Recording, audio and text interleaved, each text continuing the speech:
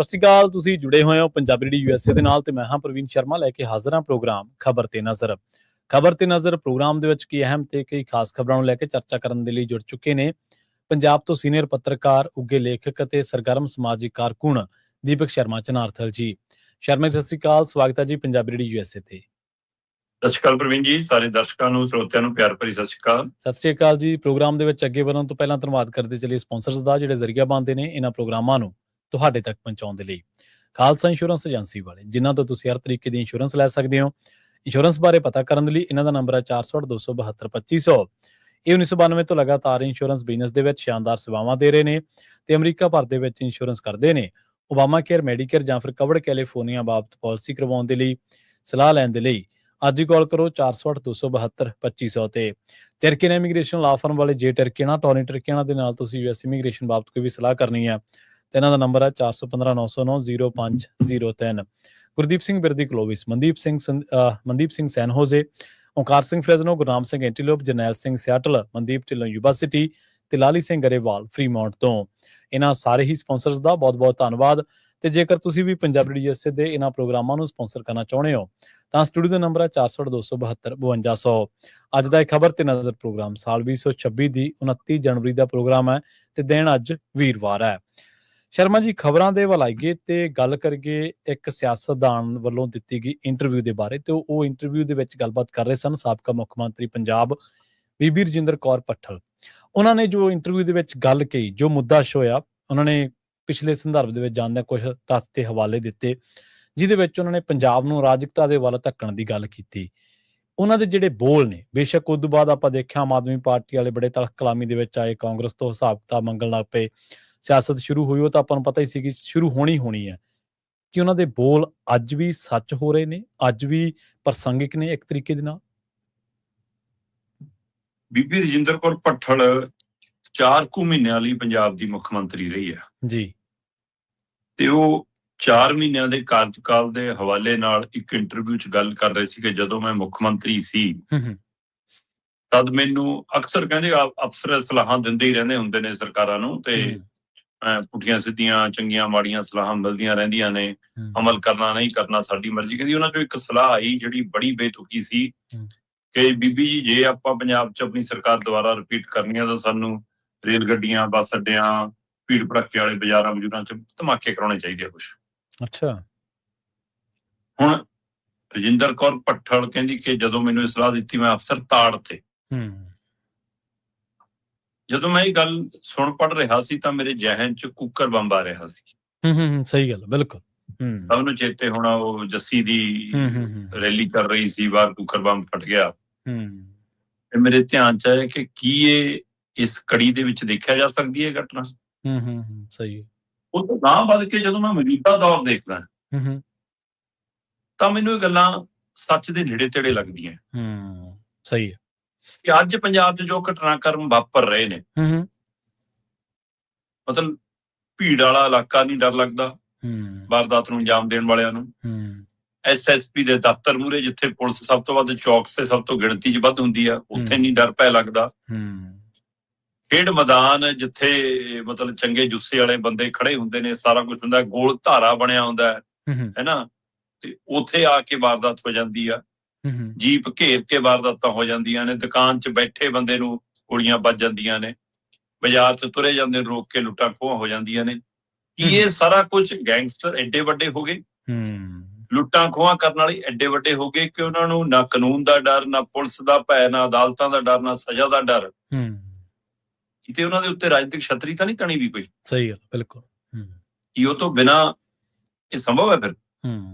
ਕੀ ਬੀਬੀ ਭੱਠਲ ਨੂੰ ਜਿਹੜੀ ਉਸ ਸਮੇਂ ਸਲਾਹ ਦਿੱਤੀ ਜਾ ਰਹੀ ਸੀ, ਅੱਜ ਵੀ ਸਲਾਹ ਦੇਣ ਵਾਲੇ ਇਹੋ ਜਿਹੇ ਅਫਸਰ ਤੁਰੇ ਫਿਰਦੇ ਨੇ ਕੋਈ? ਇਹ ਉਹਨਾਂ ਦੀ ਸਲਾਹਾਂ ਨਾਲ ਹੈ ਕਿ ਹਾਂ। ਸੋ ਇਸ ਲਈ ਇਹ ਬਹੁਤ ਅਹਿਮ ਪਹਿਲੂ ਹੈ ਕਿ ਇਹ ਵਾਰਦਾਤਾਂ ਨੂੰ ਅੰਜਾਮ ਦੇ ਕੌਣ ਰਿਹਾ ਤੇ ਦਬਾ ਕੌਣ ਰਿਹਾ। ਕੀ ਸੱਤਾਧਾਰੀ ਧਿਰਾਂ ਦੇ ਵਿੱਚ ਇੰਨੀ ਮਤਲਬ ਬੇਦਰਦੀ ਆ ਗਈ ਹੈ ਕਿ ਉਹ ਇਸ ਕੰਮਾਂ ਨੂੰ ਅੰਜਾਮ ਦੇ ਰਹੇ ਨੇ? ਕਿਹੜੀ ਸੱਤਾ? ਸਹੀ ਹੈ, ਉਰੇ ਵਾਲੀ ਕਿ ਉੱਪਰ ਉੱਚੇ ਤਖਤ ਵਾਲੀ? ਜਾਂ ਉਹ ਕਾਲੇ ਨੇ ਜਿਹੜੇ ਸੱਤਾ ਚਾਉਣਾ ਚਾਹੁੰਦੇ ਨੇ, ਉਹ ਇੰਨੇ ਤਾਕਤਵਰ ਨੇ ਕਿ ਸੱਤਾਧਾਰੀ ਧਿਰ ਕੋਲ ਗ੍ਰਹਿ ਵਿਭਾਗ, ਪੁਲਿਸ ਤੰਤਰ, ਸਾਰਾ ਕੁਛ ਹੁੰਦਿਆਂ ਹੋਇਆਂ ਵੀ ਉਹ ਬਾਹਰ ਬੈਠ ਕੇ ਅਗਲੀ ਵਾਰ ਸੱਤਾ ਆਉਣ ਲਈ ਇਹੀਆਂ ਹਰਕਤਾਂ ਨੂੰ ਅੰਜਾਮ ਦੇ ਰਹੇ ਕਿ ਲੋਕ ਇਹਨਾਂ ਤੋਂ ਦੁਖੀ ਹੋ ਜਾਣ। ਸਹੀ ਹੈ ਜੀ। ਕੌਣ ਕਰਾ ਰਿਹਾ? ਜੇ ਸੱਤਾ ਦਾ ਇਹਦੇ ਵਿੱਚ, ਸਿਆਸਤ ਦਾ ਇਹਦੇ ਵਿੱਚ ਕੋਈ ਰੋਲ ਨਹੀਂ ਹੈ, ਫਿਰ ਪੰਜਾਬ 'ਚ ਅਮਨ ਕਾਨੂੰਨ ਦੀ ਸਥਿਤੀ ਲਿਆਉਣ ਲਈ ਸਾਰੀਆਂ ਸਿਆਸੀ ਧਿਰਾਂ ਇੱਕ ਸਿਰ ਜੋੜ ਕੇ ਬੈਠ ਕੇ ਗੱਲ ਕਿਉਂ ਨਹੀਂ ਕਰਦੀਆਂ? ਤੇ ਇਸ ਮਸਲੇ ਤੇ ਖੁੱਲ੍ਹ ਕੇ ਬੋਲਦੀਆਂ ਵੀ ਕਿਉਂ ਨਹੀਂ ਕਿ ਆਪਣੇ ਆਪਣੇ ਸਮੇਂ ਦਾ ਕੋਈ ਪਾਲਾ ਡਰਾਉਂਦਾ? ਜੀ ਜੀ। ਸਵਾਲ ਤਾਂ ਬੀਬੀ ਭੱਠਲ ਨੇ ਬੜਾ ਵਾਜਬ ਚੱਕਿਆ, ਪਰ ਚੱਕਿਆ ਬੜੀ ਦੇਰ ਬਾਅਦ ਹੈ। ਮਤਲਬ ਸੂਬੇ ਦਾ ਸਭ ਤੋਂ ਜ਼ਿੰਮੇਵਾਰ ਨਾਗਰਿਕ ਹੁੰਦਾ ਮੁੱਖ ਮੰਤਰੀ। ਮੁੱਖ ਮੰਤਰੀ, ਸਹੀ ਗੱਲ ਹੈ, ਬਿਲਕੁਲ ਜੀ। ਪਹਿਲੇ ਨੰਬਰ ਦਾ ਨਾਗਰਿਕ ਹੈ ਸੂਬੇ ਦਾ। ਤੇ ਜੇ ਉਸ ਨੂੰ ਇਹੋ ਜਿਹੀ ਕੋਈ ਸਲਾਹ ਦੇ ਰਿਹਾ ਅਫਸਰ, ਤਾਂ ਉਹ ਸਲਾਹ ਨਹੀਂ ਜਨਾਬ, ਉਹ ਤਾਂ ਅਫਸਰ ਤੁਰਿਆ ਫਿਰਿਆ ਬੰਬ ਆਪ ਹੈ। ਤੁਸੀਂ ਨਹੀਂ ਮੰਨੀ, ਕਿਸੇ ਹੋਰ ਨੂੰ ਦਿੱਤੀ ਹੋਗੀ ਉਹਨੇ ਸਲਾਹ। ਸਹੀ ਗੱਲ ਹੈ, ਬਿਲਕੁਲ। ਤੇ ਤੁਸੀਂ ਉਹਦੇ ਤੇ ਕੀ ਕਾਰਵਾਈ ਕੀਤੀ? ਬਤੌਰ ਮੁੱਖ ਮੰਤਰੀ ਹੁੰਦਿਆਂ ਤੁਹਾਡੇ ਕੋਲ ਸ਼ਕਤੀਆਂ ਸੀ। ਸਹੀ ਗੱਲ ਹੈ, ਬਿਲਕੁਲ। ਤੁਸੀਂ ਜਦੇ ਬੁਲਾ ਕੇ ਗ੍ਰਿਫਤਾਰ ਕਰਾਇਆ ਹੁੰਦਾ, ਤੁਸੀਂ ਜਦੇ FIR ਕਟਾਈ ਹੁੰਦੀ ਉਹਦੇ ਖਿਲਾਫ। ਚਲੋ ਉਸ ਸਮੇਂ ਤੁਹਾਨੂੰ ਲੱਗਿਆ ਕਿ ਸਰਕਾਰ ਹੈ, ਮਾਮਲਾ ਵਿਗੜ ਜੂਗਾ, ਤੁਹਾਨੂੰ ਰਾਜਨੀਤਿਕ ਹਿੱਤ ਚੇਤੇ ਆ ਜਾਂਦੇ ਨੇ। ਹਾਂ ਬਿਲਕੁਲ। ਉਹ ਤਾਂ ਅੱਜ ਜਦੋਂ ਖੁਲਾਸਾ ਕਰਨੇ ਲੱਗੇ ਸੀ, ਫਿਰ ਨਾਮ ਖੁਲਾਸੇ ਕਰਨ ਤੋਂ ਕਿਉਂ ਡਰ ਲੱਗ ਗਿਆ? ਨਾਮ ਬੋਲ ਦਿੰਦੇ ਫਿਰ ਬੀਬੀ ਜੀ। ਜੀ ਸਹੀ ਹੈ। ਸੋ ਇਸ ਲਈ ਸਵਾਲ ਇਹ ਖੜਾ ਹੈ ਕਿ ਬੀਬੀ ਭੱਠਲ ਦੇ ਉਹ ਪਿਛਲੇ ਦਹਾਕਿਆਂ ਦੇ ਬੋਲ ਕਿ ਅੱਜ ਵੀ ਪੁੱਗ ਰਹੇ ਨੇ, ਕਿ ਅੱਜ ਵੀ ਸੱਚ ਨੇ, ਕਿ ਅੱਜ ਵੀ ਇਹ ਵਾਰਦਾਤਾਂ ਜੋ ਵਾਪਰ ਰਹੀਆਂ ਨੇ ਦੇ ਪਿੱਛੇ ਪੂਰੀ ਤਰ੍ਹਾਂ ਸਿਆਸਤ ਕੰਮ ਕਰ ਰਹੀ ਹੈ, ਕੋਈ ਸਿਆਸੀ ਜਮਾਤ, ਕੋਈ ਸਿਆਸੀ ਧਿਰ ਕੰਮ ਕਰ ਰਹੀ ਹੈ। ਸੋ ਕਿਉਂ ਨਹੀਂ ਬਾਕੀ ਧਿਰਾਂ ਬੋਲ ਪਾ ਰਹੀਆਂ, ਕਿਉਂ ਨਹੀਂ ਸਵਾਲ ਕਰ ਪਾ ਰਹੀਆਂ? ਇਹ ਸਵਾਲ ਵਾਜਬ ਹੈ ਜੀ ਫਿਰ। ਜੀ ਸਹੀ ਹੈ, ਬਿਲਕੁਲ। ਸ਼ਰਮਾ ਜੀ, ਜਿਹੜਾ ਤੁਸੀਂ ਮੌੜ ਬੰਬ ਧਮਾਕੇ ਤੋਂ ਲੈ ਕੇ ਹੋਰ ਵੀ ਗੱਲਾਂ ਸਾਂਝੀਆਂ ਕੀਤੀਆਂ ਨੇ ਨਾ, ਅਸਲ ਦੇ ਵਿੱਚ ਜਿਹੜੀ ਅਸਥਿਰਤਾ ਤੇ ਅਰਾਜਕਤਾ, ਉਹ ਤਾਂ ਇਹਨਾਂ ਗੱਲਾਂ ਵੱਲ ਹੀ ਇਸ਼ਾਰਾ ਕਰਦੀ ਹੈ ਵੀ ਇਹ ਅਜਿਹੀਆਂ ਆਫਰਾਂ ਤਾਂ ਸਮੇਂ ਦਰ ਸਮੇਂ ਆਉਂਦੀਆਂ ਰਹਿੰਦੀਆਂ ਹੋਣਗੀਆਂ, ਤੇ ਪਰ ਉਹਨਾਂ ਨੂੰ ਐਕਸੈਪਟ ਕਰਨ ਵਾਲੇ ਜਾਂ ਨਾ ਐਕਸੈਪਟ ਕਰਨ ਵਾਲੇ ਲੋਕ ਵੱਖੋ ਵੱਖਰੇ ਤੌਰ ਤੇ ਖੜੇ ਦਿਖਦੇ ਨੇ ਆਪਾਂ ਨੂੰ। ਪਰ ਕਮਾਲ ਦੀ ਗੱਲ ਆ ਵੀ ਇੱਡੀ ਹਿਮਾਕਤ ਅਫਸਰ ਕਰ ਲੈਂਦੇ ਆ ਇਹੋ ਜਿਹੀਆਂ ਗੱਲਾਂ। ਮੁੱਖ ਮੰਤਰੀ, ਜਿਹੜਾ ਤੁਸੀਂ ਕਿਹਾ ਵੀ ਇੱਕ ਨੰਬਰ ਦਾ ਜ਼ਿੰਮੇਵਾਰ ਨਾਗਰਿਕ ਮੁੱਖ ਮੰਤਰੀ ਹੁੰਦਾ ਰਾਜ ਦਾ, ਉਹਦੇ ਸਾਹਮਣੇ ਕਰਨ ਦੀਆਂ ਗੱਲਾਂ ਕਰ ਲੈਂਦੇ ਨੇ। ਅਗਲੀ ਗੱਲ ਧਮਕੀਆਂ ਦੀ ਕਰ ਲਈਏ, ਜਿਹਨਾਂ ਅਨਸਰਾਂ ਦਾ ਤੁਸੀਂ ਜ਼ਿਕਰ ਕੀਤਾ ਖਬਰ ਦੇ ਵਿੱਚ, ਪੰਜਾਬ ਸਰਕਾਰ ਦੇ ਕਹਿੰਦੇ ਘਰ ਤੱਕ ਪਹੁੰਚ ਗਈਆਂ ਜੀ ਹੁਣ ਤਾਂ ਧਮਕੀਆਂ। ਦੇਖੋ ਜੀ, ਪਤਾ ਨਹੀਂ ਪੰਜਾਬ ਸਰਕਾਰ ਕਦੋਂ ਜਾਗੂਗੀ ਜੀ, ਅੱਖ ਖੁੱਲੂਗੀ ਵੀ ਕਿ ਨਹੀਂ ਖੁੱਲੂਗੀ। ਪੰਜਾਬ ਦੀ ਅਸਲ ਸਥਿਤੀ ਨੂੰ ਤੁਸੀਂ ਦੇਖਣਾ ਹੀ ਨਹੀਂ ਚਾਹੁੰਦੇ। ਉਹਨੂੰ ਚੋਣ ਮੈਦਾਨ, ਕਬੱਡੀ ਦਾ ਗੋਲ ਗਰਾਊਂਡ ਦਿਖਦਾ ਹੈ, ਤੇ ਤੁਸੀਂ ਗਰਾਊਂਡ 'ਚ ਚੰਦ ਲੋਕਾਂ 'ਚ ਬੈਠ ਕੇ ਕਹਿੰਦੇ ਹੋ ਕਿ ਬਾਕੀਆਂ ਨੂੰ ਬਾਹਰ ਕਰ ਦਿਓ, ਸਾਡੇ ਵਾਲੇ ਪਲੇਅਰ ਇਹ ਗਰਾਊਂਡ 'ਚ ਰਹਿਣੇ ਚਾਹੀਦੇ ਆ। ਸਹੀ ਗੱਲ, ਬਿਲਕੁਲ। ਇਹ ਮੁੱਖ ਮੰਤਰੀ ਭਗਵੰਤ ਮਾਨ ਕਬੱਡੀ ਦੇ ਗਰਾਊਂਡ 'ਚ ਜਾ ਕੇ ਜਦੋਂ ਉਹਨੂੰ ਸਵਾਲ ਆਉਂਦਾ ਕਿ ਕਬੱਡੀ ਖਿਡਾਰੀਆਂ ਬਾਰੇ ਵੀ ਕੁਝ ਸੋਚੋ ਜੀ, ਕਬੱਡੀ ਬਾਰੇ ਵੀ ਕੁਝ ਸੋਚੋ, ਤਾਂ ਉਸ ਸਵਾਲ ਤੋਂ ਯੂ ਟਰਨ ਲੈ ਕੇ ਕਹਿੰਦੇ ਨੇ ਆ ਪਹਿਲਾਂ ਬਾਹਰ ਕਰੋ, ਜਿਹੜਾ ਸੰਤਰਾ ਚੱਕੀ ਫਿਰਦਾ, ਫਲਾਣਾ ਫਿਰਦਾ, ਇਹਨਾਂ ਨੂੰ ਬਾਹਰ ਕਰੋ। ਸਹੀ ਗੱਲ, ਬਿਲਕੁਲ। ਹੈ ਨਾ, ਗਰਾਊਂਡ ਖਾਲੀ ਕਰੋ। ਮਤਲਬ ਤੁਸੀਂ ਮੁੱਖ ਮੁੱਦਿਆਂ ਤੋਂ ਕਿਵੇਂ ਭਟਕਾਉਂਦੇ ਹੋ ਲੋਕਾਂ ਨੂੰ, ਇਹ ਗੁੜਤੀ ਤੁਸੀਂ ਬਖੂਬੀ ਸਿੱਖ ਚੁੱਕੇ ਹੋ ਤੇ ਤੁਸੀਂ ਉਹਨੂੰ ਨਿਭਾ ਰਹੇ ਹੋ। ਤੁਸੀਂ ਖੇਡ ਗਰਾਊਂਡ 'ਚ ਜਾ ਕੇ ਲੋਕਾਂ 'ਚ ਬੈਠ ਕੇ, ਜਿਨ੍ਹਾਂ 'ਚ ਵੀਹਾਂ 'ਚ ਬੈਠੇ ਸੀ ਉਹਨਾਂ 'ਚੋਂ 10 ਤੁਹਾਡੇ ਸਿਕਿਉਰਿਟੀ ਵਾਲੇ ਹੀ ਸੀ, ਹੈ ਨਾ, ਤੇ ਤੁਸੀਂ ਦਿਖਾਉਣਾ ਇਹ ਚਾਹੁੰਦੇ ਹੋ ਕਿ ਮੈਂ ਸਧਾਰਨ ਤੁਹਾਡੇ 'ਚ ਬੈਠਾ। ਜੇ ਤੁਹਾਡੇ 'ਚ ਬੈਠਾ ਤਾਂ ਲੋਕਾਂ ਨੂੰ ਤਾਂ ਇਕੱਲਿਆਂ ਬੈਠਣ ਜੋਗੇ ਛੱਡ ਦਿਓ, ਤਾਂ ਤੁਸੀਂ ਬੈਠੇ ਸੀ ਤਾਂ ਬੈਠੇ ਸੀ ਉਹ ਵਿਚਾਰੇ। ਸਹੀ ਗੱਲ, ਬਿਲਕੁਲ। ਨਹੀਂ, ਉੱਥੇ ਸਥਿਤੀ ਹੈ ਇਹ ਜੀ। ਇਕੱਲੇ ਗੱਲ ਕਰਕੇ ਉੱਠੇ, ਮਾਨਯੋਗ ਹਾਈ ਕੋਰਟ ਨੇ DGP ਨੂੰ ਪੁੱਛਿਆ ਕਿ ਜਿੱਥੇ ਤਾਂ ਭੀੜ ਹੁੰਦੀ ਆ, ਮੇਲਾ ਲੱਗਦਾ, ਕੋਈ ਟੂਰਨਾਮੈਂਟ ਹੁੰਦਾ, ਇਕੱਠ ਹੁੰਦਾ, ਉੱਥੇ ਤਾਂ ਪੁਲਿਸ ਵਾਲੇ 2 ਹੁੰਦੇ ਨੇ। ਜਿੱਥੇ VIP ਹੁੰਦਾ ਉੱਥੇ ਸੈਂਕੜੇ ਹਜ਼ਾਰਾਂ ਹੁੰਦੇ ਨੇ। ਜੀ ਸਹੀ ਹੈ। ਆਮ ਲੋਕਾਂ ਦੀ ਜਾਨ ਮਾਲ ਦੀ ਕੋਈ ਉਹ ਨਹੀਂ। ਪੰਜਾਬ ਦੀ ਅਮਨ ਕਾਨੂੰਨ ਦੀ ਸਥਿਤੀ ਤੋਂ ਅੱਖਾਂ ਫੇਰ ਕੇ ਤੁਸੀਂ ਸੋਚੋ ਕਿ ਮੈਂ ਖੇਡ ਗਰਾਊਂਡ 'ਚ ਬੈਠ ਕੇ ਸੁਰਖੀਆਂ ਬਟੋਰ ਕੇ ਮਾਮਲੇ ਨੂੰ ਦਬਾ ਲੂੰਗਾ। ਮੁੱਖ ਮੰਤਰੀ ਸਾਹਿਬ ਤੁਹਾਡੇ ਹੀ ਬੋਲ ਨੇ, ਕਬੂਤਰ ਦੇ ਅੱਖਾਂ ਮੀਚਣ ਨਾਲ ਖਤਰਾ ਨਹੀਂ ਟਲਦਾ। ਸੋ ਤੁਸੀਂ ਜੇ ਅੱਖਾਂ ਫੇਰੋਗੇ ਤਾਂ ਖਤਰਾ ਨਹੀਂ ਟਲਿਆ। ਪਰ ਕੋਈ ਦਿਨ ਨਹੀਂ ਲੰਘ ਰਿਹਾ, ਲਗਭਗ ਆਪਾਂ ਪਿਛਲੇ 1 ਮਹੀਨੇ ਤੋਂ ਹਰ ਰੋਜ਼ ਲਗਭਗ ਈਮੇਲ ਤੇ ਰਾਹੀਂ ਧਮਕੀਆਂ ਮਿਲਣ ਵਾਲੀ ਖਬਰ ਦਾ ਜ਼ਿਕਰ ਕਰਦੇ ਆ ਰਹੇ ਹਾਂ। ਬਿਲਕੁਲ ਜੀ, ਬਿਲਕੁਲ। ਕਿ ਮੁੱਖ ਮੰਤਰੀ ਦੇ ਪੱਧਰ ਤੇ ਚਰਚਾ ਹੀ ਨਹੀਂ, ਗ੍ਰਹਿ ਵਿਭਾਗ ਦੇ ਪੱਧਰ ਤੇ ਮਸਲਾ ਹੀ ਨਹੀਂ ਜੀ, ਪੰਜਾਬ ਕੈਬਨਿਟ ਦੇ ਲਈ ਇਹ ਬੈਠਕ ਦਾ ਮੁੱਦਾ ਹੀ ਨਹੀਂ, ਪੰਜਾਬ ਵਿਧਾਨ ਸਭਾ ਦੇ ਮੈਂਬਰਾਂ ਦੇ ਲਈ ਇਹ ਮਸਲਾ ਹੀ ਨਹੀਂ। ਕਿਉਂ ਨਹੀਂ ਜੀ? ਜੀ ਸਹੀ। ਸੱਚਖੰਡ ਸ੍ਰੀ ਦਰਬਾਰ ਸਾਹਿਬ ਤੋਂ ਧਮਕੀ ਸ਼ੁਰੂ ਹੁੰਦੀ ਹੈ, ਅੰਮ੍ਰਿਤਸਰ ਦੇ ਸਕੂਲਾਂ ਕਾਲਜਾਂ ਤੱਕ ਨੂੰ ਧਮਕੀ ਆਉਂਦੀ ਹੈ ਜੀ, ਲੁਧਿਆਣਾ, ਜਲੰਧਰ, ਪਟਿਆਲਾ, ਹੈ ਨਾ, ਉਹਦੇ ਵਿੱਚ ਫਿਰ ਮੁੱਖ ਮੰਤਰੀ ਦਾ ਕਾਫਲਾ ਵੀ ਘੇਰੇ 'ਚ ਆਉਂਦਾ ਹੈ, ਰੇਲਵੇ ਸਟੇਸ਼ਨ ਵੀ ਆ ਜਾਂਦੇ ਨੇ, ਫਿਰ ਨਵਾਂ ਸ਼ਹਿਰ, ਰੋਪੜ, ਅਨੰਦਪੁਰ ਸਾਹਿਬ ਦੀਆਂ ਅਦਾਲਤਾਂ ਨੂੰ ਵੀ ਧਮਕੀਆਂ ਆ ਜਾਂਦੀਆਂ ਨੇ, ਚੰਡੀਗੜ੍ਹ ਦੀ ਅਦਾਲਤ ਵੀ ਆ ਜਾਂਦੀ ਹੈ। ਉਹਦੇ ਵਿੱਚ ਫਿਰ ਚੰਡੀਗੜ੍ਹ ਦੇ 26 ਤੋਂ ਵੱਧ 30 ਦੇ ਗੇੜ 'ਚ ਸਕੂਲ ਆ ਜਾਂਦੇ ਨੇ, ਹੈ ਨਾ। ਖਾਲੀ ਕਰਾ ਲਓ ਜੀ, ਬਸ ਇਹ ਫਾਰਮੂਲਾ ਹੁੰਦਾ ਜੀ। ਸਹੀ ਹੈ। ਲੋਕਾਂ 'ਚ ਜਿਹੜਾ ਸਹਿਮ ਬੈਠ ਜਾਂਦਾ, ਜਵਾਕਾਂ ਦੇ ਮਨਾਂ 'ਚ ਜਿਹੜਾ ਡਰ ਬੈਠ ਜਾਂਦਾ, ਆਵਾਮ ਨੂੰ ਜਿਹੜਾ ਬਾਹਰ ਜਾਂਦਿਆਂ ਡਰ ਲੱਗਣ ਲੱਗ ਜਾਂਦਾ, ਉਹਦਾ ਹੱਲ ਕੀ ਹੈ ਜੀ? ਉਹਦਾ ਹੱਲ ਕੋਈ ਉਹ ਖਾਲੀ ਕਿਵੇਂ ਕਰੋਗੇ? ਹੁਣ 1 ਫਰਵਰੀ ਨੂੰ ਪ੍ਰਧਾਨ ਮੰਤਰੀ ਆ ਰਹੇ ਨੇ, ਧਮਕੀ ਉਹਨਾਂ ਨੂੰ ਵੀ ਆਈ ਹੋਈ ਹੈ ਜੀ। ਮਤਲਬ ਇੱਥੋਂ ਤੱਕ ਪੰਜਾਬ ਸਰਕਾਰ ਫਿਰ ਵੀ ਚੁੱਪ ਕਿਉਂ ਹੈ ਜੀ? ਚਲੋ ਇਹ ਤਾਂ ਤੁਹਾਡੇ ਮੇਰੇ ਸਾਡੇ ਸ਼ਹਿਰ, ਉਹਨਾਂ ਦੇ ਸ਼ਹਿਰ, ਦੂਏ ਸ਼ਹਿਰਾਂ 'ਚ ਆ ਰਹੀਆਂ। ਹੁਣ ਤਾਂ ਪੰਜਾਬ ਸਰਕਾਰ ਨੂੰ ਧਮਕੀ ਆਈ। ਕੱਲ ਪੰਜਾਬ ਸਰਕਾਰ ਦੇ ਦਰ ਤੇ, ਬੂਹੇ ਤੇ, ਦੇਹਲੀ ਤੇ ਧਮਕੀ ਆਈ। ਅੱਛਾ। ਸਿਵਲ ਸਕੱਤਰੇਤ ਚੰਡੀਗੜ੍ਹ ਨੂੰ ਉਡਾਉਣ ਦੀ ਧਮਕੀ ਆਈ, ਖਾਲੀ ਕਰਾਉਣਾ ਪਿਆ। ਸਕੱਤਰੇਤ ਪੰਜਾਬ ਸਿਵਲ ਸਕੱਤਰੇਤ ਉਹ ਹੈ ਜਿੱਥੋਂ ਸਰਕਾਰ ਬੈਠ ਕੇ ਚਲਾਉਂਦੀ ਹੈ ਸਾਰਾ ਕੁਝ, ਜਿੱਥੇ ਸਰਕਾਰ ਬੈਠਦੀ ਹੈ, ਜਿੱਥੇ ਮੁੱਖ ਮੰਤਰੀ ਬੈਠਦਾ, ਉਹਦੇ ਮੰਤਰੀ ਬੈਠਦੇ ਨੇ, ਅਮਲਾ ਫਾਲਾ ਬੈਠਦਾ, ਨਾਲ ਪੰਜਾਬ ਦੀ ਵਿਧਾਨ ਸਭਾ। ਕੱਲ ਸਵੇਰੇ ਈਮੇਲ ਤੇ ਧਮਕੀ ਆ ਗਈ ਜੀ, ਕਹਿੰਦੇ ਤੇ ਜੀ ਸਿਵਲ ਸਕੱਤਰੇਤ ਸਾਰਾ ਖਾਲੀ ਕਰਾ ਲਿਆ, ਦਫ਼ਤਰੀ ਬਾਬੂ, ਕਲਰਕ, ਸਟਾਫ, ਪੰਜਾਬ ਤੋਂ ਆਏ ਹੋਏ ਵਿਚਾਰੇ ਫੈਲਾਂ ਚੱਕੀ ਲੋਕ ਸਾਰੇ ਬਾਹਰ ਆ ਜਾਓ ਜੀ, ਕਹਿੰਦੇ ਸਾਰੇ ਬਾਹਰ ਕੱਢ ਲਏ। ਨਾਲੇ ਪੰਜਾਬ ਤੇ ਹਰਿਆਣਾ ਦੀ ਵਿਧਾਨ ਸਭਾ, ਨਾਲੇ ਹਰਿਆਣੇ ਦਾ ਸਿਵਲ ਸਕੱਤਰੇਤ ਆ, ਉਹ ਵੀ ਖਾਲੀ ਹੋ ਗਿਆ। ਅੱਛਾ। ਆਜੋ ਜੀ ਬਾਹਰ ਤੇ ਬਿਲਡਿੰਗ ਨੂੰ ਦੇਖੀ ਜਾਓ ਮੂੰਹ ਚੱਕ ਕੇ ਉੱਪਰ ਨੂੰ। ਦੇਖ ਲਓ ਹੁਣ ਇਹ ਤੋਂ ਵੱਧ ਹੋਰ ਕੀ ਹੋਊਗਾ? ਤੁਹਾਡੇ ਦਰ ਤੱਕ ਆ ਗਈ ਧਮਕੀ। ਆਪਾਂ ਰੋਜ਼ ਗੱਲ ਕਰਦੇ ਹਾਂ ਕਿ ਅੱਜ ਦੀ ਟੈਕਨੋਲੋਜੀ ਦੇ ਵਿੱਚ ਇਹ ਔਖਾ ਜੀ ਲੱਭਣਾ ਕਿ ਈਮੇਲ ਕੌਣ ਕਰ ਰਿਹਾ। ਕੋਈ ਔਖਾ। ਹੁਣ ਬੀਬੀ ਪੱਠਰ ਵਾਲੇ ਬੋਲ ਚੇਤੇ ਕਰੋ ਫਿਰ। ਸਹੀ ਗੱਲ ਹੈ, ਬਿਲਕੁਲ। ਕਿ ਇਹ ਧਮਕੀ ਦੇਣ ਵਾਲੇ ਨੂੰ, ਈਮੇਲ ਕਰਨ ਵਾਲੇ ਨੂੰ ਲੱਭ ਨਹੀਂ ਪਾ ਰਹੇ ਕਿ ਲੱਭਣਾ ਹੀ ਨਹੀਂ ਚਾਹੁੰਦੇ। ਜੀ ਸਹੀ ਹੈ। ਇਹਨਾਂ ਨੂੰ ਪਤਾ ਹੀ ਨਹੀਂ ਕਿ ਕੌਣ ਕਰ ਰਿਹਾ, ਕਿ ਪਤਾ ਇਸ ਲਈ ਨਹੀਂ ਬੋਲ ਰਹੇ।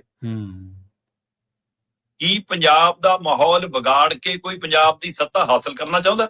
ਜੀ ਜੀ। ਕੀ ਇਹਨਾਂ ਦੇ ਗਲ ਤੇ ਗੁੱਠਾ ਰੱਖ ਕੇ ਤੁਸੀਂ ਨਾ ਬੋਲਿਓ ਤੇ ਕਾਂਗਰਸ ਨੂੰ ਕਹਾ ਕਿ ਤੁਹਾਡੇ ਕਾਲੇ ਚਿੱਠੇ ਬਹੁਤ ਹੈ, ਤੁਸੀਂ ਵੀ ਨਾ ਬੋਲ ਬੈਠੇ ਹੋ? ਕੀ ਕੋਈ ਖੇਡ ਰਿਹਾ ਪੰਜਾਬ ਨਾਲ? ਸਹੀ ਹੈ, ਬਿਲਕੁਲ। ਕਿਹੜੀਆਂ ਏਜੰਸੀਆਂ ਨੇ, ਕਿਹੜੀਆਂ ਤਾਕਤਾਂ ਨੇ, ਕਿਹੜੀ ਸੱਤਾ ਹੈ, ਕਿਹੜੀ ਸਿਆਸਤ ਹੈ, ਕੌਣ ਕਰ ਰਿਹਾ ਸਾਰਾ ਕੁਝ? ਤੇ ਜੇ ਨਹੀਂ ਕਰ ਰਿਹਾ ਤਾਂ ਮਿਲ ਕੇ ਇਸ ਦਾ ਹੱਲ ਕਿਉਂ ਨਹੀਂ ਅਜੇ ਤੱਕ ਹੋ ਪਾ ਰਿਹਾ? ਅੱਜ ਧਮਕੀਆਂ ਆਈਆਂ, ਕੱਲ ਨੂੰ ਵਾਰਦਾਤ ਹੋ ਜਾਊਗੀ, ਫਿਰ ਕਿਹਦੀ ਜਵਾਬਦੇਹੀ ਹੈ? ਸਹੀ ਹੈ। ਇਹ ਬਹੁਤ ਖਤਰਨਾਕ ਵਰਤਾਰਾ ਹੈ। ਸਰਕਾਰਾਂ ਦੀ ਚੁੱਪ, ਸਿਆਸਤਦਾਨਾਂ ਦੀ ਚੁੱਪ, ਰਾਜਨੀਤਿਕ ਧਿਰਾਂ ਦੀ ਚੁੱਪ ਸਵਾਲ ਖੜੇ ਕਰਦੀ ਹੈ। ਨਾ ਦੇਸ਼ ਦਾ ਗ੍ਰਹਿ ਮੰਤਰੀ ਕੁਛ ਕਹਿੰਦਾ, ਨਾ ਪੰਜਾਬ ਦਾ ਗ੍ਰਹਿ ਮੰਤਰੀ ਕੁਛ ਕਹਿੰਦੇ। ਬਿਲਕੁਲ ਸਹੀ ਹੈ। ਕਿਉਂ ਚੁੱਪ ਨੇ ਇਸ ਮਸਲੇ ਤੇ? ਜੀ ਜੀ। ਉਹ 4 ਭਾਸ਼ਣ ਦੇਣ ਤੇ ਤਾਂ ਚੱਕ ਕੇ ਬੰਦਾ ਤੁਸੀਂ ਡਿਬਰੂਗੜ੍ਹ ਭੇਜ ਸਕਦੇ ਹੋ।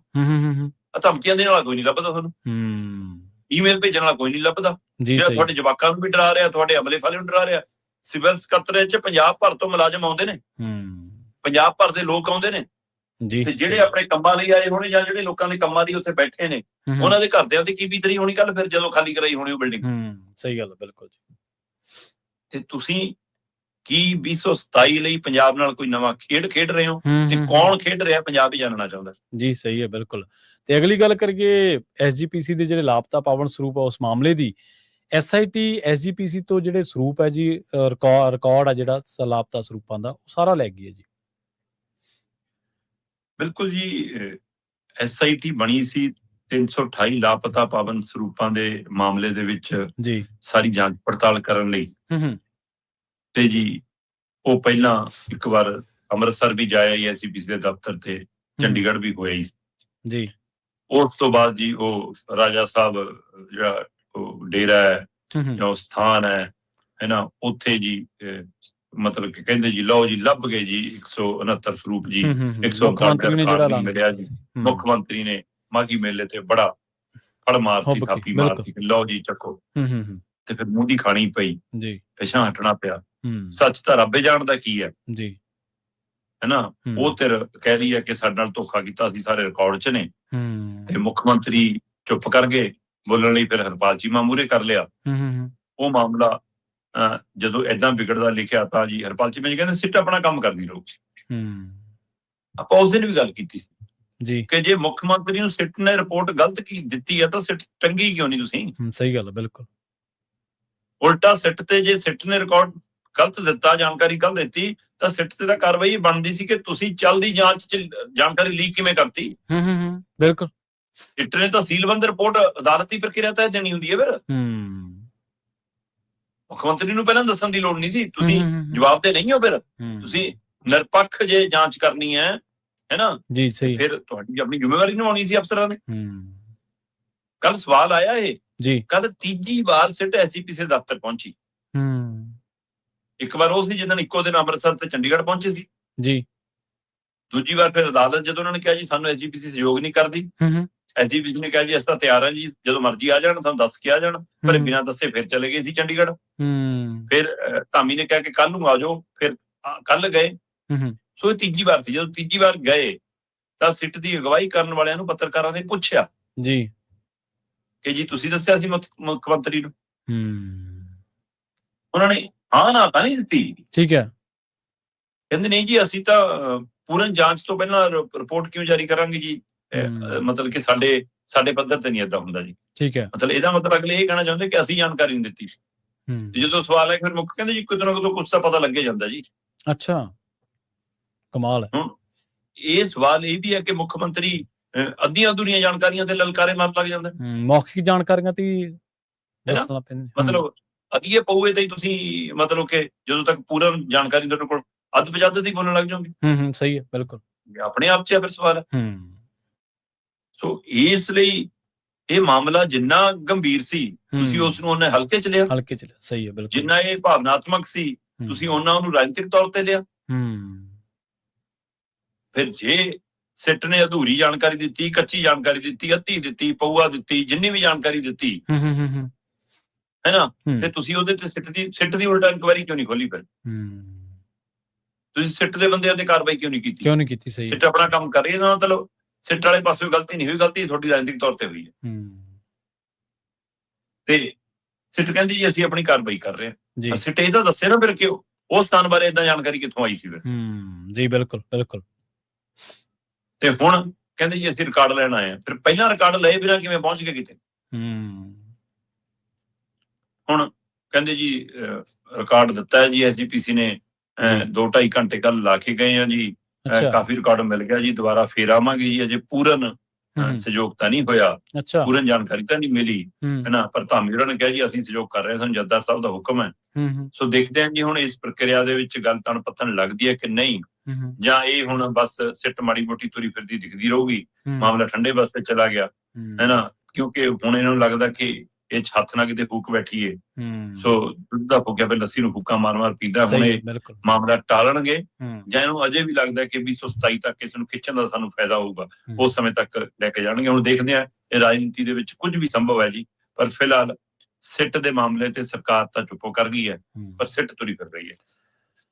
ਸ਼ਰਮਾ ਜੀ, ਦਾ ਮਤਲਬ ਤਾਂ ਇਹ ਹੋ ਗਿਆ ਵੀ ਕੋਈ ਵੀ ਤੁਰਿਆ ਜਾਂਦਾ ਮੁੱਖ ਮੰਤਰੀ ਨੂੰ ਇਹ ਗੱਲ ਕਹਿ ਜਾਂਦਾ ਹੋਣਾ ਜੀ ਫਲਾਣੇ ਥਾਂ ਹੋ ਗਿਆ, ਮੁੱਖ ਮੰਤਰੀ ਜਾ ਕੇ ਉੱਥੇ ਕਹਿ ਦਿੰਦੇ ਨੇ। ਕੋਈ ਉਹਦੀ ਨਾ ਤਾਂ ਮੁੱਖ ਮੰਤਰੀ ਦੀ ਕੋਈ ਕ੍ਰੈਡੀਬਿਲਿਟੀ ਹੈ, ਭਰੋਸੇਯੋਗਤਾ, ਜਵਾਬਦੇਹੀ ਹੈ, ਤੇ ਨਾ ਮੁੱਖ ਮੰਤਰੀ ਸੋਰਸ ਕਨਫਰਮ ਕਰਦੇ ਨੇ। ਇਹਦਾ ਮਤਲਬ ਸਰਕਾਰ ਮੌਖਿਕ ਤਰੀਕੇ ਨਾਲ ਹੀ ਚੱਲੀ ਜਾਂਦੀ ਅੰਦਰ ਖਾਤੇ, ਜਿਵੇਂ ਚੱਲੀ ਜਾਂਦੇ, ਜਿਵੇਂ ਜੇ SMS ਤੇ ਚੱਲੂਗੀ, WhatsApp ਤੇ ਚੱਲੂਗੀ, ਫਿਰ ਏਦਾਂ ਹੀ ਹੋਊਗੀ ਨਾ। ਹਾਂਜੀ, ਬਿਲਕੁਲ। ਤੁਹਾਡੇ ਕੋਲ ਅਧਿਕਾਰਤ ਰਿਪੋਰਟ ਭੇਜੀ ਕੋਈ ਉਹਨਾਂ ਨੇ, ਬਿਲਕੁਲ ਬਿਲਕੁਲ, ਕੋਈ ਡਾਕੂਮੈਂਟ ਆਇਆ, ਹਾਂਜੀ, ਕੋਈ ਫਾਈਲ 'ਚ ਦਰਜ ਹੈ, ਤੁਹਾਡੇ ਰਿਕਾਰਡ 'ਚ ਦਰਜ ਹੈ, ਤੁਹਾਡੇ ਗ੍ਰਹਿ ਵਿਭਾਗ ਦੇ ਰਿਕਾਰਡ 'ਚ ਦਰਜ ਹੈ ਨਾ। ਸਿੱਟ ਨੇ ਕੋਈ ਫਾਈਲ ਕੰਪਾਈਲ ਕਰਕੇ ਜਮ੍ਹਾਂ ਕਰਾਈ ਹੈ ਕਿਤੇ, ਕਿਸ ਆਧਾਰ ਤੇ ਬੋਲ ਰਹੇ ਹੋ? ਸਹੀ, ਕੋਈ ਡਾਇਰੀ ਨੰਬਰ, ਕੋਈ ਪੰਨਾ ਨੰਬਰ, ਕੋਈ ਕੁਛ ਤਾਂ ਹੋਵੇ, ਕੁਛ ਤਾਂ ਹੋਊਗਾ। ਸਹੀ ਗੱਲ, ਬਿਲਕੁਲ ਜੀ। ਤੁਸੀਂ WhatsApp ਦਾ ਕੋਈ ਵੀ ਤੁਹਾਨੂੰ ਕੁਛ ਕਰਾ ਦੇਵੇ, ਫਿਰ ਉਹੀ ਬੋਲ ਦੋਗੇ। ਜੀ, ਬਿਲਕੁਲ ਬਿਲਕੁਲ। ਵੈਸੇ ਆਦਤ ਹੈ, ਕੋਈ ਨਵੀਂ ਨਹੀਂ ਹੈ। ਗੋਲਡੀ ਬਰਾੜ ਪਹਿਲਾਂ ਵੀ ਗ੍ਰਿਫਤਾਰ ਕਰ ਲਿਆ ਸੀ ਮੁੱਖ ਮੰਤਰੀ ਨੂੰ, ਤਾਂ ਫਿਰ ਪੰਜਾਬ ਨੂੰ ਦੱਸੋ ਨਾ ਹੁਣ। ਜੀ, ਸਹੀ ਹੈ। ਤੇ ਹੁਣ ਉਹਨੂੰ ਸੱਚ ਕਰ ਲਈ, ਉਹਦੇ ਮਾਪਿਓ ਚੱਕ ਲਓ ਹੈ। ਬਿਲਕੁਲ। ਤੇ ਅਗਲਾ ਹੁਣ ਧਮਕੀਆਂ ਦੇ ਰਿਹਾ, ਹੁਣ ਦੋ ਜਵਾਬ। ਉਹ ਕਹਿੰਦਾ ਰੋਜ਼ ਕਾਰਵਾਈ ਕਰਾਵਾਂਗੇ ਹੀ, ਫਿਰ ਸਵਾਦ ਆਊਗਾ। ਦੋ ਜਵਾਬ ਕੀ ਹੋ ਰਿਹਾ? ਮਤਲਬ ਕੌਣ ਲਾ ਰਿਹਾ ਲਾਬੂ ਪੰਜਾਬ ਨੂੰ? ਤੁਸੀਂ ਇਹ ਵੀ ਨਹੀਂ ਲੱਭ ਪਾ ਰਹੇ ਕਿ ਇਹ ਕਿਉਂ ਇਸ ਰਾਹ ਪਏ ਹੋਏ ਨੇ ਮੁੰਡੇ। ਸਹੀ ਗੱਲ, ਨਾ ਉਹ ਨਹੀਂ, ਉਹ ਤਾਂ ਕੰਮ ਹੀ ਨਹੀਂ ਇਹਨਾਂ ਦਾ। ਤੁਸੀਂ ਉਸਦੇ ਕਾਰਨ ਨਹੀਂ ਲੱਭ ਪਾ ਰਹੇ। ਤੇ ਗਾਂ ਨੂੰ ਇਸ ਰਾਹ ਨਾ ਪੈਣ, ਨਵੀਂ ਪਨੀਰੀ, ਨਵੀਂ ਪੀੜ੍ਹੀ, ਉਹਦੇ ਲਈ ਤੁਹਾਡੇ ਕੋਲ ਕੋਈ ਤਰੀਕਾਕਾਰ ਹੈ? ਕਿੰਨੇ ਸਵਾਲ ਖੜੇ, ਕੋਈ ਰੋਡ ਮੈਪ? ਜੀ, ਬਿਲਕੁਲ। ਅਗਲੀ ਗੱਲ ਕਰੀਏ ਸ਼ਰਮਾ ਜੀ, UGC ਦੀ, ਜਿਹਦੇ ਕਰਕੇ ਮੋਦੀ, ਅਮਿਤ ਸ਼ਾਹ ਨੂੰ ਜਨਰਲ ਵਰਗ ਜਾਂ ਇਹਨਾਂ ਦਾ ਜਿਹੜਾ ਕੋਰ ਵੋਟ ਬੈਂਕ ਆ, ਉਹਦੇ ਤੋਂ ਵੱਲੋਂ ਖਾਸੇ ਵਿਰੋਧ ਦਾ ਸਾਹਮਣਾ ਕਰਨਾ ਪੈ ਰਿਹਾ ਜੀ। ਹੁਣ ਸੁਪਰੀਮ ਕੋਰਟ ਤੋਂ ਬਾਅਦ ਇੱਕ ਤਰ੍ਹਾਂ ਨਾਲ ਟਕਰਾਅ ਤਾਂ ਟਲਿਆ, ਕੀ ਰੋਕ ਲਗਾ ਕੇ ਟਕਰਾਅ ਟਾਲਣ ਦੀ ਕੋਸ਼ਿਸ਼ ਕੀਤੀ ਗਈ ਹੈ, ਜਾਂ ਫਿਰ ਇਹ ਜਿਹੜਾ ਭਾਂਬੜਾ ਹੈ ਆਉਣ ਵਾਲੇ ਭਵਿੱਖ ਦੇ ਵਿੱਚ ਆਪਾਂ ਨੂੰ ਫੇਰ ਦਿਸੂਗਾ ਇੱਕ ਵਾਰੀ? ਪ੍ਰਵੀਨ ਜੀ, ਆਪਣੇ ਸਰੋਤੇ ਦਰਸ਼ਕ ਜਿਹੜੇ ਸੁਣ ਰਹੇ ਨੇ ਜੀ ਉਹਨਾਂ ਚੋਂ ਜਿਹੜੇ 50-60 ਸਾਲ ਤੋਂ ਉੱਪਰ ਵਾਲੀ ਉਮਰ ਦੇ ਨੇ ਉਹਨਾਂ ਦੇ ਕਾਫੀ ਧਿਆਨ 'ਚ ਹੋਣਾ ਮੰਡਲ ਆਯੋਗ। ਜੀ ਜੀ ਜੀ ਬੀਪੀ ਸਿੰਘ ਦੀ ਸਰਕਾਰ ਸੀ, ਦੇਸ਼ ਭਰ ਦੇ ਵਿੱਚ ਯੂਨੀਵਰਸਿਟੀਆਂ ਕਾਲਜਾਂ ਦੇ ਵਿਦਿਆਰਥੀ ਅੱਗਾਂ ਲਾਉਣ ਲੱਗ ਪਏ ਸੀ ਆਪਣੇ ਆਪ ਨੂੰ, ਬਹੁਤ ਵੱਡੇ ਮੰਡਲ ਕਮੰਡਲ ਦਾ ਮੁੱਦਾ ਬਣ ਗਿਆ ਸੀ, ਸੋ ਕਾਫੀ ਖਲਾਰਾ ਪਿਆ ਸੀ ਜੀ। ਉਸੇ ਤਰ੍ਹਾਂ ਦੀ ਸਥਿਤੀ ਦਾ ਖਦਸ਼ਾ ਭਾਂਪਦਿਆਂ ਹੋਇਆਂ ਮਾਨਯੋਗ ਸੁਪਰੀਮ ਕੋਰਟ ਨੇ UGC ਦੇ ਨਵੇਂ ਨਿਯਮਾਂ ਤੇ ਰੋਕ ਲਾ ਕੇ ਸਰਕਾਰ ਨੂੰ ਸਖਤ ਹਦਾਇਤ ਕੀਤੀ ਹੈ ਕਿ ਨਵਾਂ ਡਰਾਫਟ ਤਿਆਰ ਕਰੋ ਜੀ। ਅਸਲ 'ਚ ਕੀ ਹੈ ਕਿ ਸਰਕਾਰ ਕਹਿੰਦੀ ਕਿ ਅਸੀਂ ਤਾਂ UGC ਦੇ ਜਿਹੜੇ ਨਵੇਂ ਨਿਯਮ ਬਣਾਏ ਸੀ ਜਾਂ UGC ਦੇ ਹਵਾਲੇ ਨਾਲ ਜੋ ਕਿਹਾ ਜਾ ਰਿਹਾ ਕਿ ਜੀ ਇਹ ਨਿਯਮ ਤਾਂ SC ST OBC ਉਹਨਾਂ ਵਿਦਿਆਰਥੀਆਂ ਨੂੰ ਧਿਆਨ 'ਚ ਰੱਖ ਕੇ, ਉਹਨਾਂ ਨਾਲ ਹੁੰਦੇ ਸ਼ੋਸ਼ਣ ਨੂੰ ਧਿਆਨ 'ਚ ਰੱਖ ਕੇ ਸੀ। ਕੋਈ ਦੋ ਰਾਏ ਨਹੀਂ ਕਿ ਸਮਾਜਿਕ ਤੌਰ ਤੇ, ਧਾਰਮਿਕ ਤੌਰ ਤੇ, ਰਾਜਨੀਤਿਕ ਤੌਰ ਤੇ, ਵਿੱਤੀ ਤੌਰ ਤੇ ਕਿੰਨੇ ਹੀ ਦਵੇ ਕੁਚਲੇ ਇਹਨਾਂ ਭਾਈਚਾਰਿਆਂ ਦਾ ਵਿਤਕਰਾ ਅਜੇ ਵੀ ਜਾਰੀ। ਸਹੀ ਹੈ, ਬਿਲਕੁਲ। ਔਰ ਇਹ ਬਹੁਤ ਗੰਭੀਰ ਮਸਲਾ ਹੈ, ਇੱਥੋਂ ਤੱਕ ਕਿ ਪੜ੍ਹੇ ਲਿਖੇ ਵਰਗ 'ਚ ਕਿਤੇ ਵੱਧਦਾ ਜਾ ਰਿਹਾ ਹੈ। ਇਹ ਬੜੀ ਚਿੰਤਾ ਦਾ ਵਿਸ਼ਾ ਹੈ। ਪਰ ਜਿਹੜਾ ਮਾਮਲਾ ਯੂਨੀਵਰਸਿਟੀ ਕਾਲਜ ਪੱਧਰ ਦਾ ਹੈ, ਇਸ ਨੂੰ ਸਮਝਣ ਦੇ ਲਈ ਇਹ ਜ਼ਰੂਰੀ ਸੀ ਕਿ ਤੁਸੀਂ ਜਦੋਂ ਨਿਯਮ ਬਣਾ ਰਹੇ ਹੋ ਤੇ ਨਿਯਮ ਬਣਾ ਰਹੇ ਹੋ ਕਿ ਵੀ ਇਸ ਭਾਈਚਾਰੇ ਨਾਲ ਵਿਤਕਰਾ ਨਾ ਹੋਵੇ। ਉਹ ਕਹਿੰਦੇ ਕਿ ਯੂਨੀਵਰਸਿਟੀਆਂ ਕਾਲਜਾਂ ਦੇ ਵਿੱਚ ਇਹਨਾਂ ਨਾਲ ਕਈ ਮਾਮਲਿਆਂ 'ਚ ਧੱਕੇਸ਼ਾਹੀ ਹੁੰਦੀ ਹੈ। ਜੀ ਜੀ ਬਿਲਕੁਲ। ਉਸ ਨੂੰ ਰੋਕਣ ਦੇ ਲਈ ਅਸੀਂ ਇਹ ਨਵੇਂ ਨਿਯਮ ਬਣਾਏ ਕਿ ਕਮੇਟੀਆਂ ਬਣਨਗੀਆਂ, SC ਦੀਆਂ, ST ਦੀਆਂ, OBC ਦੀਆਂ, ਮਤਲਬ ਕਿ ਸੰਸਥਾਵਾਂ ਬਣਨਗੀਆਂ ਜੀ, ਸੁਸਾਇਟੀਆਂ ਬਣਨਗੀਆਂ। ਉਹਨਾਂ ਕੋਲ ਕੋਈ ਵੀ ਮਤਲਬ ਕਿਸੇ ਤਰ੍ਹਾਂ ਦਾ ਵੀ ਵਧੀਕੀ ਹੋਵੇ, ਵਿਤਕਰਾ ਹੋਵੇ, ਉਹਦੀ ਰਿਪੋਰਟ ਲੈ ਕੇ ਇਹ ਜਾ ਸਕਦੇ ਨੇ ਉਹਨਾਂ ਕੋਲ। ਜੀ ਜੀ। ਹੁਣ ਇਸ ਚੀਜ਼ ਨੂੰ ਜਰਨਲ ਵਰਗ ਨੇ ਇਸ ਤਰੀਕੇ ਨਾਲ ਲਿਆ ਕਿ ਤੁਸੀਂ ਬਿਨਾਂ ਸਾਡਾ ਨਾਂ ਲਿਖਿਆ, ਬਿਨਾਂ ਸਾਡੀ ਗੱਲ ਕੀਤੀ, ਸਾਨੂੰ ਮੁਜਰਮ ਠਹਿਰਾਤਾ ਉਹਨਾਂ ਸਾਹਮਣੇ। ਜੀ ਸਹੀ ਹੈ ਕਿ ਸਾਨੂੰ ਤਾਂ ਤੁਸੀਂ ਇਹ ਬਣਾਤਾ ਕਿ ਅਸੀਂ ਉਹ ਵਿਤਕਰਾ ਕਰਦੇ ਹਾਂ। ਉਹ ਕਹਿੰਦੇ ਜਦੋਂ ਕਿ ਕਾਲਜਾਂ ਯੂਨੀਵਰਸਿਟੀਆਂ ਪੱਧਰਾਂ ਤੇ ਤਾਂ ਬੱਚੇ ਤੋਂ ਉੱਪਰ ਉੱਠ ਚੁੱਕੇ ਨੇ। ਸਹੀ ਗੱਲ, ਬਿਲਕੁਲ। ਉਹ ਤਾਂ ਇਕੱਠੇ ਵਿਚਰਦੇ ਨੇ, ਇਕੱਠੇ ਖਾਂਦੇ ਨੇ, ਇਕੱਠੇ ਪੀਂਦੇ ਨੇ। ਜੇ ਗੜਬੜ ਹੈ ਤਾਂ ਤੁਹਾਡੀਆਂ ਦਾਖਲਾ ਸਿਸਟਮ 'ਚ, ਤੁਹਾਡੇ ਨਿਯਮਾਂ 'ਚ, ਤੁਹਾਡੇ ਪੜ੍ਹਾਈ ਵਾਲੇ ਤਰੀਕਾਕਾਰ 'ਚ, ਤੁਹਾਡੀਆਂ ਨੌਕਰੀ ਪੇਸ਼ੇ ਵਾਲੇ 'ਚ, ਉਹਨਾਂ 'ਚ ਹੈ। ਉਹ ਢਾਂਚਾ ਦਰੁਸਤ ਕਰਨ ਦੀ ਬਜਾਏ ਤੁਸੀਂ ਜਿਹੜੀ ਆਹ ਗੱਲ ਲੈ ਕੇ ਆ ਰਹੇ ਹੋ ਕਿ ਇਹਦੇ ਨਾਲ ਤਾਂ ਵਿਤਕਰਾ ਵਧੂਗਾ ਜੀ, ਵਧੂਗਾ। ਸਹੀ ਗੱਲ। ਇਹਦੇ ਨਾਲ ਤਾਂ ਤੁਸੀਂ ਸਾਨੂੰ ਵਰਗ ਵੰਡ ਕਰਤੀ। ਇਸ ਤੋਂ ਜਰਨਲ ਵਰਗ ਨਿਰਾਸ਼ ਹੋ ਕੇ ਬਾਹਰ ਨਿਕਲਿਆ ਜੀ। ਜਦੋਂ ਕਿ ਆਪਾਂ ਜਿਹੜੇ ਸੂਬੇ 'ਚ ਬੈਠੇ ਆ, ਗੁਰੂ ਸਾਹਿਬ ਦੀ ਕਿਰਪਾ ਸਦਕਾ ਆਪਣੇ ਸੂਬੇ ਬਹੁਤ ਇਹਨਾਂ ਮਸਲਿਆਂ ਤੋਂ ਅਗਾਂਹ ਵੱਧ ਚੁੱਕੇ ਨੇ। ਪਰ ਅਜੇ ਵੀ ਕਈ ਸੂਬਿਆਂ 'ਚ ਬਹੁਤ ਮਾੜੀ ਸਥਿਤੀ ਆ ਜੀ, ਹੈ ਨਾ। ਪਰ ਉਹਨੂੰ ਨਜਿੱਠਣ ਦੇ ਲਈ ਸਰਕਾਰ ਜਿਹੜੇ ਫਾਰਮੂਲੇ ਤੇ ਲਿਆ ਰਹੀ ਹੈ, ਕਿਤੇ ਇਹ ਨਾ ਹੋਵੇ ਕਿ ਉਹ ਟਕਰਾਅ ਪੈਦਾ ਕਰ ਦੇਵੇ, ਹੋਰ ਵਰਗ ਵੰਡ ਕਰ ਦੇਵੇ, ਹੋਰ ਧਿਰਾਂ ਨੂੰ ਮਜ਼ਬੂਤ ਕਰ ਦੇਵੇ, ਹੋਰ ਲੀਹ ਪੱਕੀ ਕਰ ਦੇਵੇ ਜੀ। ਸਹੀ। ਤੁਸੀਂ ਉਹ ਲੀਹ ਮਿਟਾਉਣੀ ਸੀ, ਜਾਂ ਤਾਂ ਫਿਰ ਇਹ ਹੁੰਦਾ ਪ੍ਰਵੀਨ ਜੀ ਕਿ ਇਹਦੇ ਵਿੱਚ ਸਾਰੇ ਵਰਗਾਂ ਦੀਆਂ ਸੁਸਾਇਟੀਆਂ, ਕਮੇਟੀਆਂ ਬਣਨ ਦੀ ਕਵਾਇਦ ਹੁੰਦੀ। ਸਾਰਿਆਂ ਤੋਂ ਲੈ ਲੈਂਦੇ ਬੰਦੇ, ਸਾਰਿਆਂ ਦੀਆਂ ਕਮੇਟੀਆਂ ਬਣਦੀਆਂ ਕਿ ਜਿਹਦੇ ਨਾਲ ਵਿਤਕਰਾ ਆਊਗਾ ਆਪਣੀ ਕਮੇਟੀ ਕੋਲ ਚੱਲ ਜਾਓ ਜੀ, ਹੈ ਨਾ। ਤੇ ਜੇ ਜਰਨਲ ਵਰਗ ਦਾ ਵਿਤਕਰਾ ਹੁੰਦਾ ਹੀ ਨਹੀਂ ਤਾਂ ਉਹ ਕਮੇਟੀਆਂ ਕੋਲ ਆਉਂਦਾ ਹੀ ਨਾ ਮਸਲਾ। ਕਿੰਨਾ ਕੁ ਮਸਲਾ ਆਉਂਦਾ ਜੀ। ਸਹੀ ਹੈ। ਆਪੇ ਉਹ ਡੰਮੀ ਪਈ ਰਹਿੰਦੀ ਤੇ ਇੱਧਰ ਵਾਲੇ ਮਸਲੇ ਆ ਜਾਂਦੇ ਜੀ, ਫਿਰ ਉਹਦੇ ਹੱਲ ਵਾਲੀ। ਪਰ ਸੁਪਰੀਮ ਕੋਰਟ ਨੇ ਕਿਹਾ ਵੀ ਤੁਸੀਂ ਤਾਂ ਇਹਦੇ ਵਿੱਚ ਰੈਗਿੰਗ ਤੱਕ ਨਹੀਂ ਸ਼ਾਮਲ ਕੀਤੀ। ਰੈਗਿੰਗ ਤੇ ਤਾਂ ਹਰ ਬੱਚਿਆਂ ਦਾ ਵਿਤਕਰਾ ਹੁੰਦਾ। ਜਾਂ ਤਾਂ ਤੁਸੀਂ ਇਹੋ ਜਿਹਾ ਕੋਈ ਨਿਯਮ ਬਣਾਇਆ ਹੁੰਦਾ ਕਿ ਰੈਗਿੰਗ ਹੋਣ ਲਈ ਆਹ ਕਮੇਟੀ ਕੋਲ ਜਾਣਾ। ਤੇ ਇਸ ਲਈ ਕਹਿੰਦੇ ਕਿ ਇਹਦੇ ਪਿੱਛੇ ਵੀ ਕੋਈ ਰਾਜਨੀਤਿਕ ਫਰੇਮ ਤਾਂ ਨਹੀਂਗਾ। ਸਹੀ ਗੱਲ ਹੈ, ਬਿਲਕੁਲ।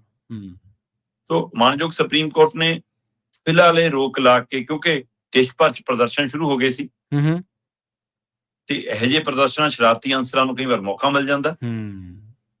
ਕਿਤੇ ਵੀ ਕੋਈ ਸ਼ਰਾਰਤ ਕਰਨ ਦਾ ਤੇ ਟਕਰਾਅ ਪੈਦਾ ਹੁੰਦਾ ਤੇ ਉਹਦੇ ਵਿੱਚੋਂ ਰਾਜਨੀਤਿਕ ਤਰ੍ਹਾਂ ਲਾਭ ਚੱਕਦੀਆਂ ਨੇ। ਬਿਲਕੁਲ। ਮਨੀਪੁਰ ਸੜਦਾ ਆਪਾਂ ਸਾਰਿਆਂ ਨੇ ਦੇਖਿਆ। ਸਹੀ ਆ, ਬਿਲਕੁਲ। ਸੋ ਇਸ ਲਈ ਮਾਨਯੋਗ ਸੁਪਰੀਮ ਕੋਰਟ ਨੇ ਸਮਾਂ ਰਹਿੰਦਿਆਂ ਇਹਦੇ ਤੇ ਫਿਲਹਾਲ ਰੋਕ ਲਾਈ ਹੈ ਜੀ, ਔਰ ਸਰਕਾਰ ਨੂੰ ਇਹਦੇ ਉੱਤੇ ਨਵਾਂ ਨਿਯਮ ਦੇ ਨਵੇਂ ਡਰਾਫਟ ਤਿਆਰ ਕਰਨ ਦੀ ਹਦਾਇਤ ਕਰ ਦਿੱਤੀ ਹੈ। ਹੁਣ ਦੇਖਣ ਵਾਲੀ ਗੱਲ ਇਹ ਹੋਊਗੀ ਕਿ ਕੀ ਸਰਕਾਰ ਸੁਪਰੀਮ ਕੋਰਟ ਦੀ ਮੰਨਦੀ ਹੈ, ਕਿਉਂਕਿ ਅੱਜ ਕੱਲ੍ਹ ਬਾਈਪਾਸ ਕਰਨ ਦੀ ਵੀ ਕਈ ਮਾਮਲੇ 'ਚ ਆਦਤ ਪੈ ਗਈ ਹੈ। ਸੋ ਉਹ ਕਿਸ ਤਰੀਕੇ ਕਰਨਾ ਕੇਂਦਰ ਅੱਗੇ ਵੱਧਦਾ, ਇਹ ਦੇਖਣ ਵਾਲੀ ਗੱਲ ਹੋਈ ਜੀ। ਸਹੀ ਹੈ। ਤੇ ਅਗਲੀ ਗੱਲ ਕਰੀਏ ਆਪਾਂ ਜਾਂਦੇ ਪਾਸਪੋਰਟ ਬਣਾਉਣ ਦੇ ਪੰਜਾਬੀਆਂ ਦੇ ਰੁਝਾਨ ਦੀ। ਇੱਕ ਵਾਰੀ ਆਪਾਂ ਰਿਪੋਰਟ ਵੀ ਸਾਂਝੀ ਕੀਤੀ ਸੀ ਵੀ ਜਿਹਦੇ ਵਿੱਚ ਆਪਾਂ ਦੱਸਿਆ ਸੀਗਾ ਕਿ ਪੰਜਾਬੀ ਦੇਸ਼ ਭਰ ਦੇ ਵਿੱਚ ਕਿੰਨਵੇਂ ਨੰਬਰ ਤੇ ਨੇ ਤੇ ਕਿਹੜੇ ਸਾਲ ਦੇ ਵਿੱਚ ਕਿੰਨੀ ਵੱਡੀ ਗਿਣਤੀ ਦੇ ਵਿੱਚ ਪਾਸਪੋਰਟ ਬਣੇ ਨੇ। ਹੁਣ ਕਹਿੰਦੇ ਕਿ ਇੱਕ ਰਿਪੋਰਟ ਦਾਅਵਾ ਕਰਦੀ ਹੈ ਕਿ ਪੰਜਾਬੀਆਂ ਦਾ ਜਿਹੜਾ ਪਾਸਪੋਰਟ ਬਣਾਉਣ ਦਾ ਚਾਅ ਹੈ ਉਹ ਮੁੱਕ ਗਿਆ ਜੀ, ਲੱਥ ਗਿਆ। ਪ੍ਰਵੀਨ ਜੀ, ਇਹਦੇ ਵਿੱਚ ਕੋਈ ਦੋ ਰਾਏ ਨਹੀਂ ਕਿ ਪੰਜਾਬ ਦੀ ਜਵਾਨੀ ਵੱਡੀ ਗਿਣਤੀ 'ਚ ਵਿਦੇਸ਼ ਵੱਲ ਦਾ ਰੁਖ ਕੀਤਾ। ਪਹਿਲਾਂ ਕੰਮਾਂ ਕਾਰਾਂ ਦੇ ਹਵਾਲੇ ਨਾਲ ਆਪਾਂ ਗੱਲ ਕਰਦੇ ਆਏ ਹਾਂ ਕਿ ਲੋਕ ਰੁਜ਼ਗਾਰ ਲੱਭਣ ਲਈ, ਕੰਮ ਲੱਭਣ ਲਈ, ਪਰਿਵਾਰ ਇੱਥੇ ਇਕੱਲਾ ਜੀ ਉੱਧਰ ਜਾਂਦਾ ਸੀ, ਫਿਰ ਪਰਿਵਾਰ ਜਾਣ ਲੱਗ ਪਏ, ਫਿਰ ਬੱਚੇ ਪੜ੍ਹਾਈ ਸਟੱਡੀ ਵੀਜ਼ੇ ਤੇ ਜਾਂ ਵਰਕ ਵੀਜ਼ਿਆਂ ਤੇ ਜਾਣ ਲੱਗ ਪਏ। ਸੋ ਕਾਫੀ ਰੁਝਾਨ ਸਾਡਾ ਜ਼ਿਆਦਾ ਅਮਰੀਕਾ ਕੈਨੇਡਾ ਵੱਲ ਨੂੰ ਹੋਇਆ।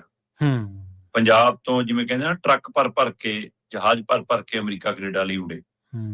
ਸੋ ਵੱਡੀ ਗਿਣਤੀ 'ਚ ਗਏ ਤੇ ਉਹਦੇ ਵਿੱਚ ਫਿਰ ਬਾਅਦ ਚੋਂ ਮਾਂ ਪਿਓ ਦੇ ਲਈ ਵੀ ਰਾਹ ਖੁੱਲਦਾ ਸੀਗਾ, ਉਹ ਵੀ ਜਾਂਦੇ ਸੀ, ਤਾਂ ਪਾਸਪੋਰਟ ਥੋਕ ਤੇ ਭਾਅ ਬਣ ਲੱਗ ਪਏ ਜੀ। ਪਰ ਅਚਾਨਕ ਆ ਪਿਛਲਾ ਸਾਲ ਲੱਖਾਂ ਦੀ ਗਿਣਤੀ 'ਚ ਇੱਕਦਮ ਗਿਰਾਵਟ ਆਈ ਆ। ਠੀਕ ਹੈ। ਹੁਣ ਇਹਦੇ ਪਿੱਛੇ ਕਈ ਕਾਰਨ ਹੋ ਸਕਦੇ ਆ। ਇਹਦੇ ਪਿੱਛੇ ਇੱਕ ਕਾਰਨ ਇਹ ਵੀ ਹੈ ਕਿ ਹੋਰ ਕਈ ਮੁਲਕਾਂ ਦੇ ਰਾਹ ਖੁੱਲ ਗਏ।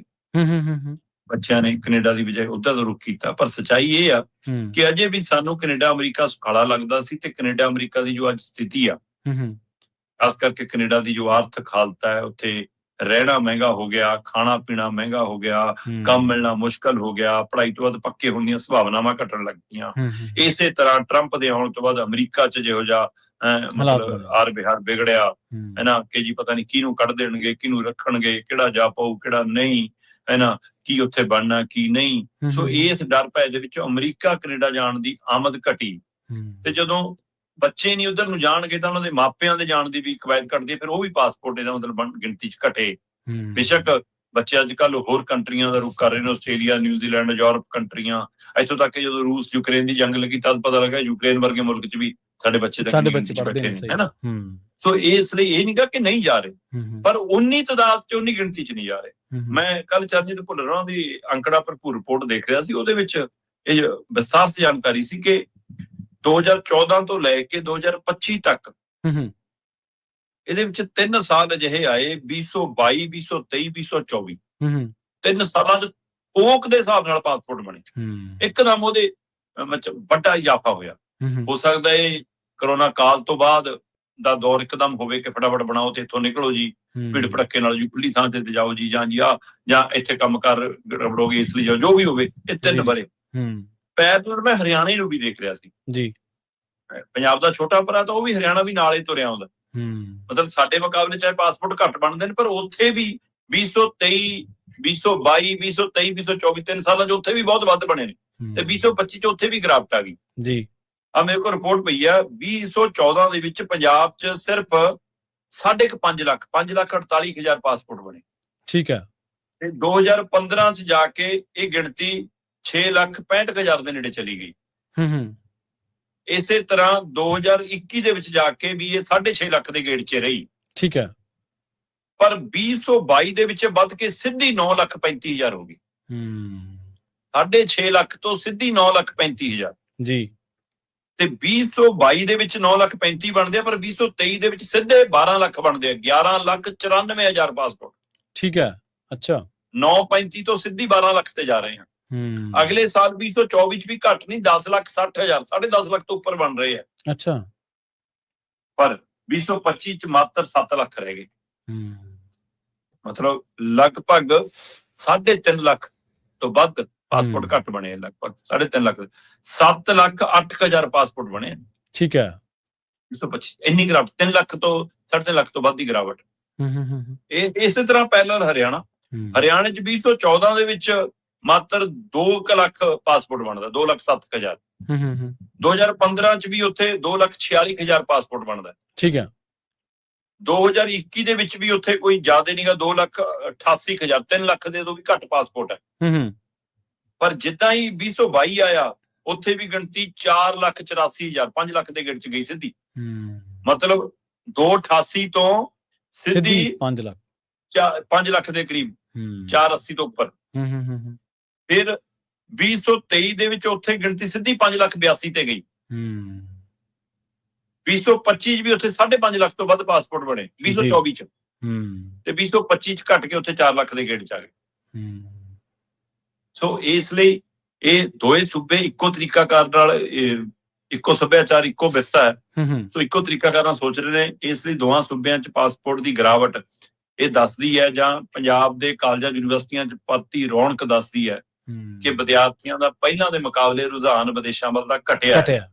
ਪੰਜਾਬ ਦੇ ਛੋਟੇ ਕਸਬਿਆਂ ਤੋਂ ਲੈ ਕੇ ਵੱਡੇ ਸ਼ਹਿਰਾਂ ਤੱਕ ਉਹ ਕੰਮ ਜਿਨ੍ਹਾਂ ਨੂੰ ਛੋਟਾ ਮੰਨ ਕੇ ਪੰਜਾਬੀ ਮੂੰਹ ਮੋੜ ਲੈਂਦਾ ਸੀ, ਜਿਹਨੂੰ ਬਾਹਰਲੇ ਸੂਬਿਆਂ ਤੋਂ ਆ ਕੇ ਕਰਦੇ ਸੀ, ਵੱਡੀ ਗਿਣਤੀ ਸਾਡੇ ਨੌਜਵਾਨ ਕਰਨ ਲੱਗੇ ਨੇ, ਸੜਕਾਂ ਤੇ ਰੇਹੜੀਆਂ ਫੜੀਆਂ ਲਾ ਕੇ, ਹੈ ਨਾ। ਸਹੀ ਬਿਲਕੁਲ। ਸੋ ਇਸ ਲਈ ਦਾ ਮਤਲਬ ਜਵਾਨੀ ਉਰੇ ਰੁਕ ਰਹੀ ਆ, ਪਰ ਪਾਸਪੋਰਟ ਘੱਟ ਬਣਨਾ ਤੇ ਜਵਾਨੀ ਦਾ ਉਰੇ ਰੁਕਣਾ ਸਰਕਾਰਾਂ ਦੇ ਚਿਹਰੇ ਤੇ ਮੈਨੂੰ ਅਜੇ ਵੀ ਕੋਈ ਫਿਕਰ ਨਹੀਂ ਨਜ਼ਰ ਆਉਂਦੀ ਕਿ ਉਹਨਾਂ ਦੇ ਰੁਜ਼ਗਾਰ ਲਈ ਕੁਝ ਸੋਚ ਕੇ ਆਉਣ।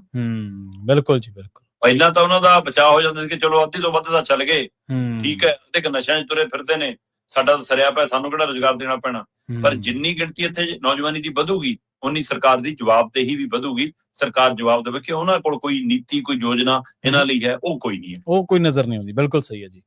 ਤੇ ਸ਼ਰਮਾ ਜੀ, ਇਹਨਾਂ ਖਾਸ ਖਬਰਾਂ ਤੇ ਖਾਸ ਜਾਣਕਾਰੀਆਂ ਦੇ ਲਈ ਤੁਹਾਡਾ ਬਹੁਤ-ਬਹੁਤ ਧੰਨਵਾਦ ਜੀ। ਸਤਿ ਸ਼੍ਰੀ ਅਕਾਲ। ਪ੍ਰੋਗਰਾਮ ਖਬਰ ਤੇ ਨਜ਼ਰ ਦੇ ਵਿੱਚ ਆਪਣੇ ਨਾਲ ਜੁੜੇ ਸਨ ਪੰਜਾਬ ਤੋਂ ਸੀਨੀਅਰ ਪੱਤਰਕਾਰ ਦੀਪਕ ਸ਼ਰਮਾ ਚਨਾਰਥਲ ਜੀ, ਜਿਨ੍ਹਾਂ ਦੇ ਨਾਲ ਆਪਾਂ ਕਈ ਅਹਿਮ ਤੇ ਕਈ ਖਾਸ ਖਬਰਾਂ ਨੂੰ ਲੈ ਕੇ ਚਰਚਾ ਕੀਤੀ ਹੈ। ਅਸੀਂ ਉਮੀਦ ਕਰਦੇ ਹਾਂ ਕਿ ਪ੍ਰੋਗਰਾਮ ਤੁਹਾਨੂੰ ਪਸੰਦ ਆਇਆ ਹੋਵੇਗਾ। ਪੰਜਾਬੀ ਰੇਡੀਓ ਐਸਏ ਨੂੰ ਆਪਣਾ ਪਿਆਰ ਇਸੇ ਤਰ੍ਹਾਂ ਦਿੰਦੇ ਰਹੋ। ਤੁਹਾਡਾ ਸਾਰਿਆਂ ਦਾ ਬਹੁਤ-ਬਹੁਤ ਧੰਨਵਾਦ।